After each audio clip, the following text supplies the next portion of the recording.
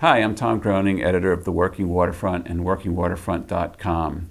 And this month in our ongoing series of Q&A interviews, we sat down with Susan Stranahan of Chebeague Island in Casco Bay. Stranahan settled on the island after 30 plus years as a reporter, editor, and editorial writer for the Philadelphia Inquirer newspaper. And while at the newspaper, she covered the 3 Mile Island near-meltdown. Most recently, she's been working on a book with the Union of Concerned Scientists about the Fukushima nuclear plant disaster in Japan. That was probably the most frightening time in my journalism career. I got to the office very early. We began to get reports that there was an event going on at the nuclear plant. I had been at the plant several months before. And because I was early in the office and supposedly knew something about it because I had been there, got the story and stayed with it almost nonstop for 2 weeks. About 150,000 people who lived near the plant fled because they were so frightened.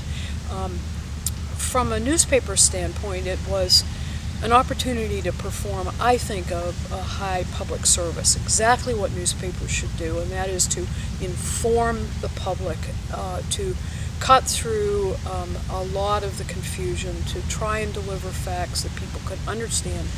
We worked very hard to do the job.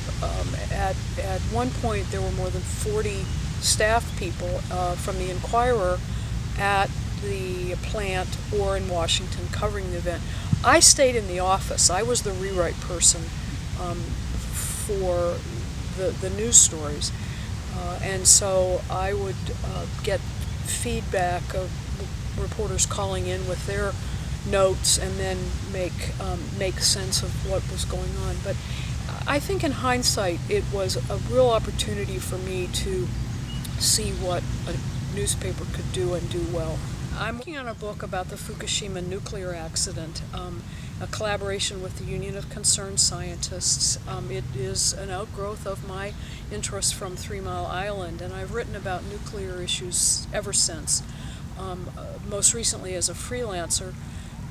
And the Union of Concerned Scientists came to me 2 years ago and asked if I would be willing to do a book with David Lochbaum, who is a nuclear engineer, and Edwin Lyman, who is a nuclear physicist of the Union of Concerned Scientists. So we went back and forth and we put together a book that I hope will appeal to a general audience, because I think that nuclear safety is one of the most important environmental issues, especially with the debate going on with climate change and the role that nuclear should or could play. We have a long way to go to make nuclear power acceptably safe. That's not to be said that it can't be made safe, but the events of Fukushima, as we relate in this book, will reveal just a very callous attitude towards safety. The nuclear industry and nuclear regulators both have adopted this attitude that nuclear power is so safe we don't have to worry about anything going wrong that we haven't scripted in happening.